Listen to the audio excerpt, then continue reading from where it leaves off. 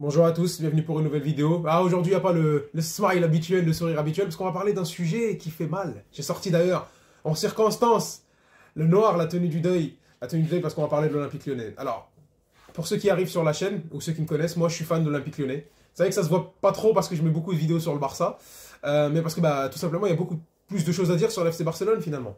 Hein, moi, quand j'ai lancé cette chaîne, c'était principalement parler de Lyon, du FC Barcelone. Je sais que les vidéos sur le Barça fonctionnent plus, mais Lyon, c'est mon club et j'en parlerai quoi qu'il en soit, tu vois. Mais finir des matchs, à chaque fois et répéter la même chose, tu vois, ça m'a fatigué et je me suis dit, bon, j'avais préparé de faire une vidéo pour parler d'Ola, c'est ce qui s'est passé avec Juninho. Je voulais faire une vidéo pour parler du mercato de l'OL. Je voulais faire des vidéos comme ça. Après, je me suis dit, bon, écoute, ça va être tout le temps répétitif. Attends. De toute façon, le club, peut-être que ça va évoluer parce qu'il y avait l'arrivée de Laurent Blanc. Je me suis dit, peut-être ça va changer. Après, il y a eu ce petit espoir pour la Coupe de France. Donc, je me suis dit, attends, on fait une union sacrée. Et finalement, je me suis dit, faire les vidéos sur l'Olympique Lyonnais avant ça, ça se résumait tout le temps à la même chose, aller descendre, mauvaise gestion de club, ça se joue pas, etc. Je me suis dit, bon, écoute, on va attendre. Et j'ai attendu la Coupe de France pour voir ce qui pouvait arriver, et finalement, j'en ai eu pour mon attente, hein, finalement, et je vais faire une vidéo, on va tout parler. On va parler de tout, plutôt, voilà, j'en perds même mon français. Mais bref. Le point de bascule qui me suis dit, il faut que je fasse la vidéo, c'était le match face à Nantes. Ça fait longtemps que je vais la faire, comme je vous ai dit. Il y a eu la petite éclaircie face au Paris Saint-Germain, j'ai fait une vidéo, parce que j'analyse aussi de temps en temps les matchs du PSG. Et je m'étais dit, à la fin, je me suis dit, écoutez les gars, faut pas capitaliser là-dessus. Parce que c'est, ok, tu bats le PSG, c'est une victoire de prestige, finalement. Mais finalement, parce qu'on avait un PSG totalement amorphe, qui se donnait pas, et qui était entre guillemets battable par beaucoup d'équipes, parce que mentalement, il n'y avait plus aucun investissement. Et là, c'est à ce moment-là où tu dis, l'Olympique Lyonnais, est-ce qu'ils peuvent capitaliser là-dessus? Hein, une semaine avant, tu fais un match nul pourri face à Nantes à domicile. Et là, tu dis, tu vas les affronter. Tu dis, contexte, Coupe de France, on va y aller en mode guerrier, on va y aller en mode solide. Match de Nantes, moi, je vais pas en parler longtemps, les gars. Je vais pas en parler longtemps. Ok, c'est quoi? C'était une demi-finale de Coupe de France. C'est une demi-finale ultra ouverte, d'accord. Tu vas affronter Nantes. De l'autre côté, tu as Toulouse et tu as Annecy. Il n'y a plus personne. Il n'y a plus le Paris Saint-Germain, il n'y a plus l'OM, il n'y a plus Lens. Tu vois, il n'y a plus Rennes, enfin des clubs, on va dire, qui peuvent potentiellement, en vrai de vrai, en championnat, t'as peur de les affronter, parce que oui, maintenant c'est ça notre niveau. C'est une coupe complètement ouverte. C'est une coupe qui peut sauver ta saison.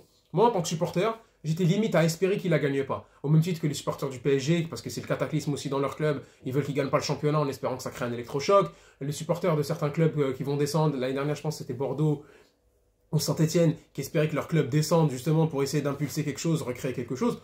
Voilà. Moi, je voulais qu'il y ait quelque chose de similaire aussi dans mon club. Je me suis dit, il ne faut pas qu'il la gagne. Parce que s'il la gagne, ça serait un arbre qui va cacher la forêt. Ça me ferait plaisir. Ça ferait un premier titre en 11 ans. Je commençais même à penser à aller au Stade de France, etc. Sauf qu'il ne mérite pas. Hein, ça aurait sauvé cette administration-là, ça aurait sauvé certains joueurs, ça aurait sauvé beaucoup de gens finalement qui mangent autour de la médiocrité de ce club. Qui graillent autour de la médiocrité de ce club. Et ça commence vraiment, vraiment à faire chier et à être urgent. Parce que là, tu diriges tout droit vers une 11e saison sans titre. Tu diriges aussi vers une deuxième saison de suite sans Coupe d'Europe. Et tu grailles encore sur la demi-finale que tu fais en 2020 ou le quart de finale que tu as perdu l'année dernière ou l'année d'avant. Eh les gars, c'est pas comme ça que ça marche finalement. C'est pas comme ça que ça marche. Voilà. Donc moi, on va parler très rapidement du match de Nantes. Tu as affronté une équipe qui était, elle, venait d'équerre. La première fois, ils peuvent faire, alors qu'ils sont 18e en championnat, ça se passe pas très bien, aller faire 2 finales de Coupe de France de suite, hein, potentiellement avoir un deuxième titre de suite dans l'ère du Paris Saint-Germain, c'est pas donné à tout le monde.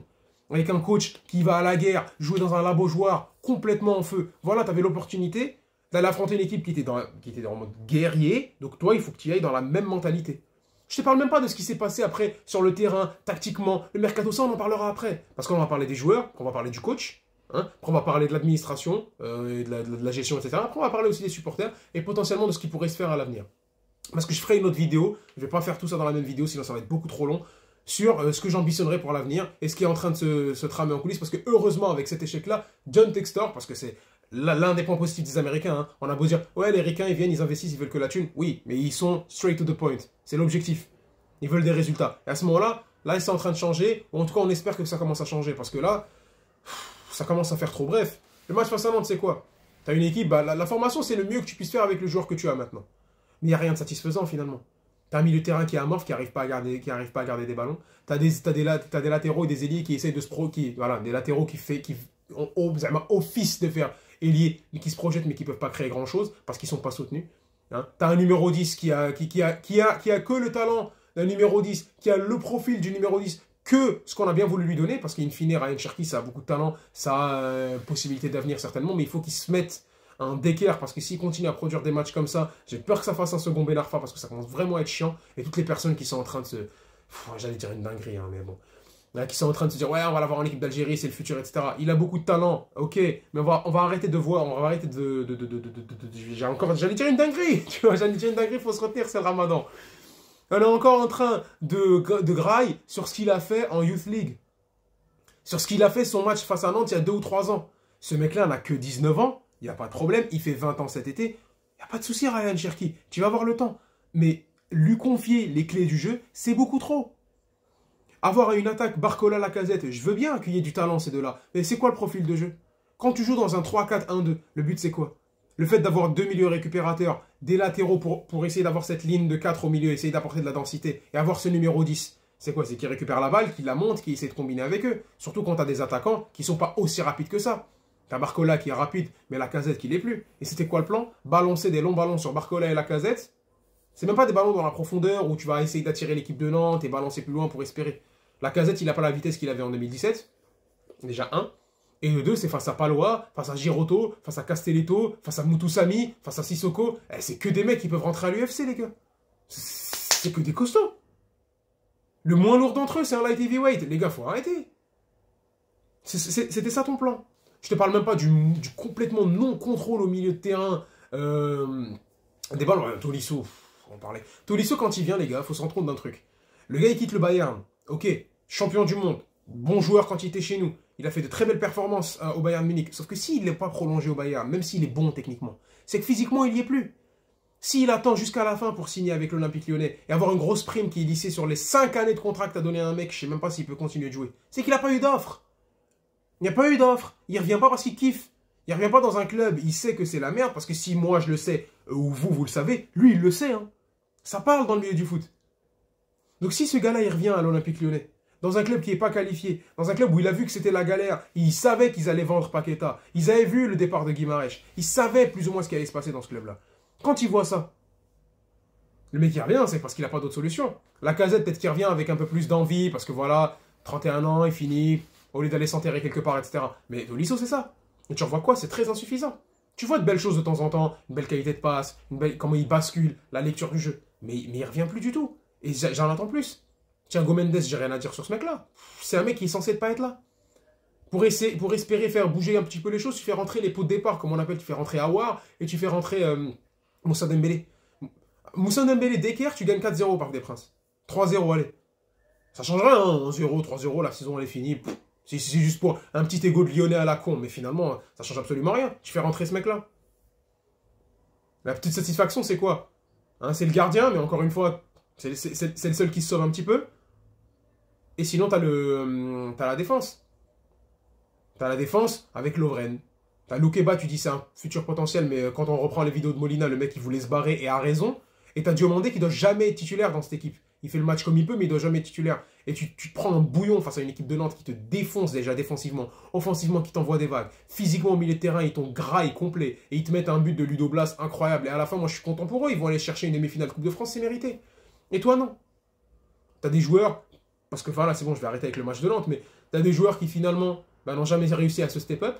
T'as eu quelques petites satisfactions un petit peu après 2023, l'arrivée de Lovren, peut-être ils ont impulsé quelque chose après la Coupe du Monde, mais finalement, ça a duré que quelques matchs. Mais t'as jamais su montrer quelque chose sur la durée.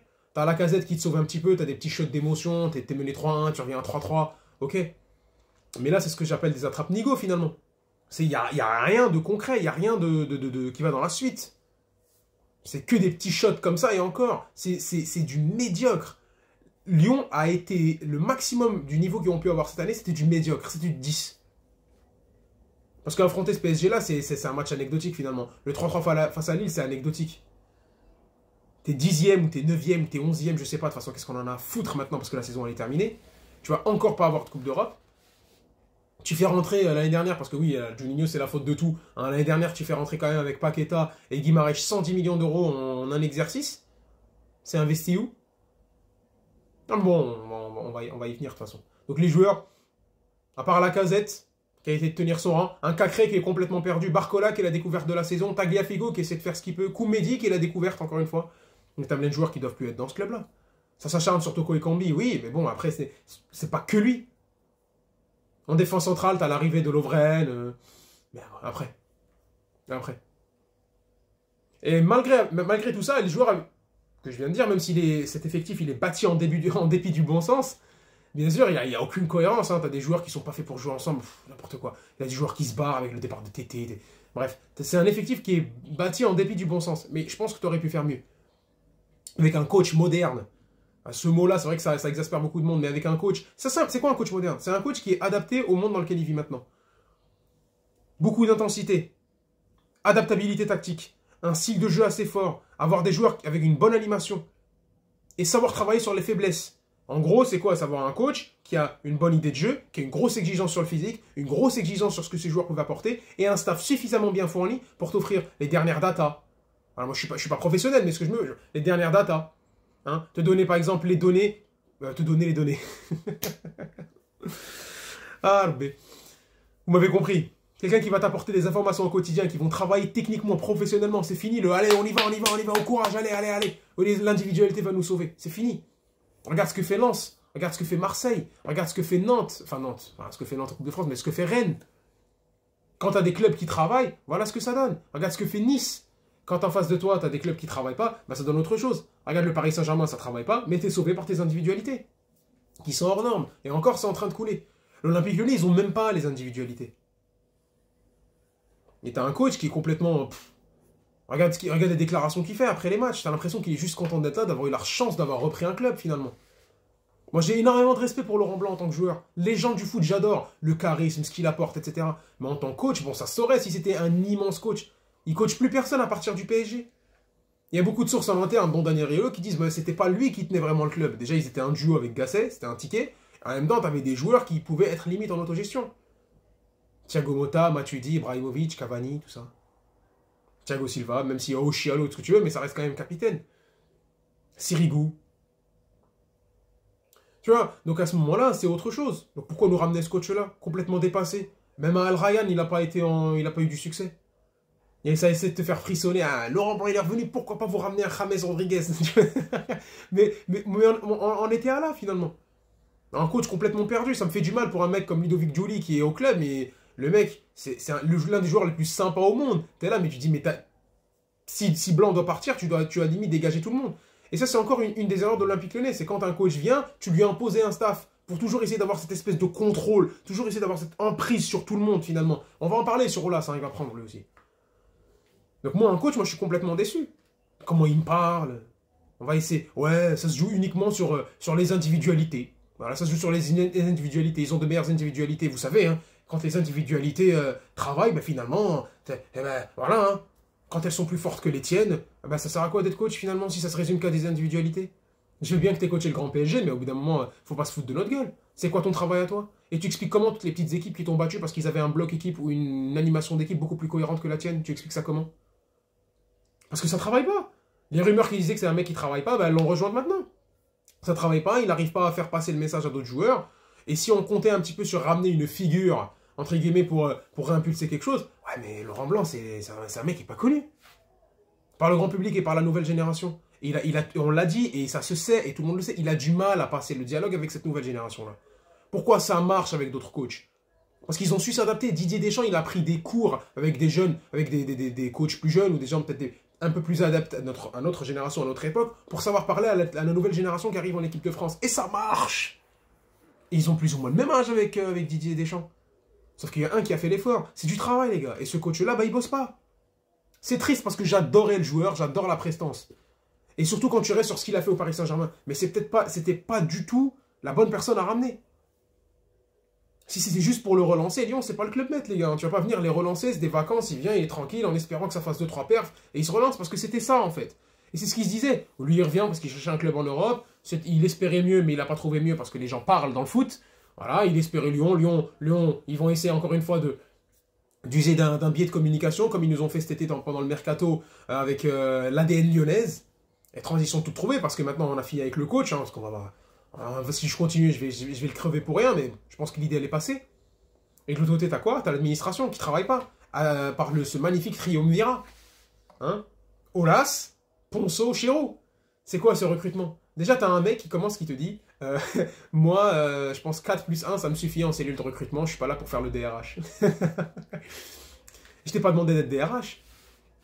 Même si tu veux pas avoir énormément de scouts, peut-être tu vas avoir des chief scouts et chacun va avoir plusieurs 4-5 scouts et chacun lui gère son propre réseau. Ça peut être une façon de travailler qui est différente, je veux bien. Mais de là à avoir l'une des cellules de recrutement les moins étoffées de France, si ce n'est la moins étoffée de France. Même Strasbourg a une plus grande cellule de recrutement que la nôtre. Et voilà, compter sur la potentielle vache à lait de l'école de formation. Mais arrêtez de foutre de notre gueule. C'est un mec qui, on voulait même pas de lui au féminine du PSG. Il vient à Lyon parce qu'il a soufflé. Eh, prenez Memphis. Oui, ok, c'est bien, merci pour l'idée en 2016, mais c'est quoi ton travail depuis que t'es là? Y a rien, ok, je veux bien que ça soit un ancien joueur, mais apporte-moi quelque chose. Quand tu compares un mec comme Mathieu Bodmer, ce qu'il est en train de faire au Havre, et quand tu les entends parler, c'est carrément autre chose. L'été, tu fais quoi? L'été, tu gardes Tété. Tu ramènes la Casette, tu ramènes Tolisso. Paqueta était encore dans les papiers pour rester, tu prolonges Cacré, tu prolonges Cherki, et tu gardes Lopez. Donc c'est bien sur le papier. La première chose qu'il fait, c'est quoi? C'est aller tacler l'OM. Regarde, ils sont où l'OM? L'OM, ils sont en Ligue des Champions. Enfin, ils y ont été. Ils n'ont pas été... ok, ils sont pas qualifiés, mais ils n'ont pas été ultra ridicules non plus. Même s'ils finissent quatrième, ok. On a rigolé en tant que fan lyonnais, mais eux, ils sont en Ligue des Champions. Ils sont à la bataille, ils sont dans la discussion pour le titre. Ouais, PSG pas en forme, mais ils sont dans la discussion pour le titre. Ils ont donné des frissons à leurs supporters, et ça roule bien à l'OM. Et t'as leur président qui vient qui dit, ouais, mais moi je suis à 20 à 30% de ce que je vais faire avec l'OM, je vais aller beaucoup plus loin. Et t'es obligé d'applaudir. Parce que c'est un club qui est bien géré. Et l'Olympique Lyonnais a été un club qui est bien géré. Sauf que nous, on connaît plus ça, finalement. Notre génération qui sommes arrivés en 2008-2009, quand c'était la fin du Grand Lyon, finalement. Tu peux te baser que sur tes souvenirs. Et les supporters qui sont venus après, bah, ils en ont marre de regarder sur YouTube des choses qu'ils ne comprennent pas. Ils ne les comprennent pas. Voir, c'est un autre foot. C'est une autre façon de gérer, un autre foot, d'autres images, d'autres ballons, d'autres maillots, d'autres joueurs, d'autres intensités, d'autres tactiques. Ça n'a plus rien à voir, finalement. Tu leur dis, ouais, Juninho, ok, 77 coups francs, mais après, ça leur parle plus, tu crées plus d'émotion. Et avec des choix de gens si incompétents que ça, ben, t'es obligé d'avoir ça. On te vire Juninho pour te garder un mec qui doit être promu directeur sportif, qui entre guillemets, qui en a le rôle, mais qui doit être promu. Heureusement, il ne l'a pas été, heureusement, ça traîne d'ailleurs. Regarde le recrutement, quoi. Ils doivent chercher un numéro 6. Ils essaient jusqu'au dernier jour pour ne ramener pas T6. Et quand tu rentrais sur le Twitter des supporters du Rayo Vallecano, ils étaient en mode prenez-le s'il vous plaît, 12 millions d'euros, c'est le braquage. Se foutent de ta gueule. C'est ça Lyon, c'est un club risible, on se fout de ta gueule, il n'y a plus rien qui se passe. En arabe on dit Mos Qasladam, qui veut dire le couteau a touché l'os finalement, tu sais, quand tu te fais planter. C'est-à-dire que c'est bon, classe, c'est bon, ça peut pas aller plus loin. Je pense que ce club-là, à part descendre en Ligue 2, je vois pas. Il ne crée plus d'émotion à ses supporters. Tu as des directeurs sportifs avec cette vision-là du foot. C'est-à-dire le néant, aucune. T'as rien, t'as aucune recrue qui est venue. T'as vendu des joueurs, t'as un budget, t'en as rien foutu. On va parler rapidement du directeur du football qui connaît rien au foot. Le mec est un directeur du football, chaque intervention c'est « je connais rien au football ». Ça n'empêche pas quand même de mettre des bâtons dans les roues d'un Juninho qui, même s'il a fait des erreurs, a fait des belles choses. Il avait ramené Silvinho, ok, ça n'a pas marché, mais il voulait pas ramener Rudy Garcia, il savait pourquoi. Ok, tu fais demi-finale de Coupe d'Europe, il va encore grailler là-dessus. Mais il savait pourquoi, il y avait des contacts avec De Zerbi, l'idée de ramener Peter Bosch. Peter Bosch dans l'idée, c'est pas un fou, c'est comme au Paris Saint-Germain finalement. C'est pas tous des pitres les coachs quand même. Peter Bosch, il a une idée de jeu, il a un projet de jeu, Peter Bosch. Ça, on voit, même si il n'a pas eu que des succès ailleurs. Mais on a commencé à voir quelque chose. On a vu des belles recrues, on a vu Guimarães, on a vu Paqueta qui sont venus que pour Juninho. Et t'as un directeur du football qui a noyauté tout ça, qui a tout fait pour qu'il parte finalement. Il a tout cassé parce qu'il voulait le pouvoir, parce qu'il voulait avoir... C'est moi le fils d'Olas, c'est moi la parole d'Olas, c'est moi, je suis là, je suis à son chevet. Je suis à son chevet parce que c'est... Pas physiquement, et on lui saute pas du tout, hein. C'est comme si je vais créer... Parce que je vais parler d'Olas, c'est comme si tu critiquais ton daron finalement, quand tu es supporter de l'Olympique Lyonnais de ma génération, quand tu parles d'Olas. Mais un mec comme ça profite uniquement d'Olas qui t'a l'impression qu'il commence à devenir gâteux. C'est de la chita, le mec, c'est que de la brosse. Il va à côté, ouais, président, il garde son poste. Il y a rien de positif. Quand il était dans l'administration, ça va, ça fonctionnait. Il est bon en administration, ça doit être un mec qu'on voit à sa gueule, assez sévère, assez sérieux. Dans les métiers de support comme ça, j'en fais, il te faut quelqu'un comme ça. Result driven, c'est-à-dire uniquement dans les résultats, carrés, etc. Il te le faut. Va dans l'administration. Pas de problème, gère les finances, gère la trésor. Très bien à ce niveau-là. Qu'est-ce que tu vas foutre au football? Parce qu'il y a de l'image, parce qu'il y a de l'exposition. T'es en train de crever un club. Maintenant, on va passer au gourou, on va passer à Olas. Olas, c'est grâce à lui qu'il y a eu l'Olympique Lyonnais. C'est grâce à lui que Lyon est Lyon, finalement. Sauf que maintenant, c'est grâce à lui que Lyon n'est plus lyonnais, finalement. On perd tout avec ce mec. Il a construit un club entre 87 et 2010. Chapeau l'artiste. Il a restructuré le club. Lyon était un modèle de gestion dans le monde. Dans le monde, carrément. Un modèle de gestion. Une équipe forte, 7 titres de suite, des épopées en Coupe d'Europe. Et finalement, tu as quoi? Tu as un président, limite, qui commence à devenir gâteux, qui garde autour de lui que les personnes qu'il appelle président. Il y avait des révélations de Molina qui disait maintenant pour Aulas, entre guillemets, si tu veux la lui mettre, excusez-moi encore une fois, mais tu dis président. Alors que c'est un gars qui a tant fait pour l'Olympique Lyonnais, mais j'en ai marre de ce préambule Aulas finalement. Khlas, t'as pris que des mauvaises décisions, t'as fait une politique d'austérité, tu nous as vendu, il y aura un autre Olympique Lyonnais après le nouveau stade, et après, il n'y a rien eu. Je veux bien que tu sois plus autant connecté. Tu as des affaires personnelles, il est en train de développer l'OL Group, il y avait la vente du club. Ok. La force d'un grand manager, et j'ai fait management, c'est de savoir placer les bons éléments aux bons endroits. C'est pas ce que fait Aulas. Il a mis des mauvais éléments au mauvais endroit, des mauvais éléments au pire endroit finalement. Et on en a parlé juste avant avec Ponceau, avec Chiro, avec le coach. Et lui, il n'arrive pas à se remettre en question. Cette quête absolue de la Coupe d'Europe. Oui, mais regarde, on en est maintenant. On est très loin de la Coupe d'Europe. On n'arrive même plus à se qualifier. Et les arguments, j'ai gagné plus de 50 titres quand tu cumules tout. Ouais, c'est des biais de communication, ça. On a systématiquement eu de bons joueurs qu'on a revendus après. Et ça n'a jamais été mis en question parce qu'on n'a jamais eu des recrutements de qualité. C'est peut-être une stratégie pour la survie du club, etc. Tu vends Paqueta 70 millions d'euros, tu vas essayer de trouver un remplaçant assez bon pour 25, il va augmenter. Sauf que là, c'est du travail. Il te faut une grosse cellule de recrutement. Il te faut un bon directeur sportif. Il te faut un coach qui puisse faire développer tes actifs. Et pas, on y va au petit bonheur la chance, à la bonne tambouille lyonnaise, uniquement le faire entre nous et virer l'intrus. Parce qu'il est trop compétent pour nous, ça commence à être dangereux. Et c'est ce qui s'est passé avec Juninho, lui a tout mis sur le dos.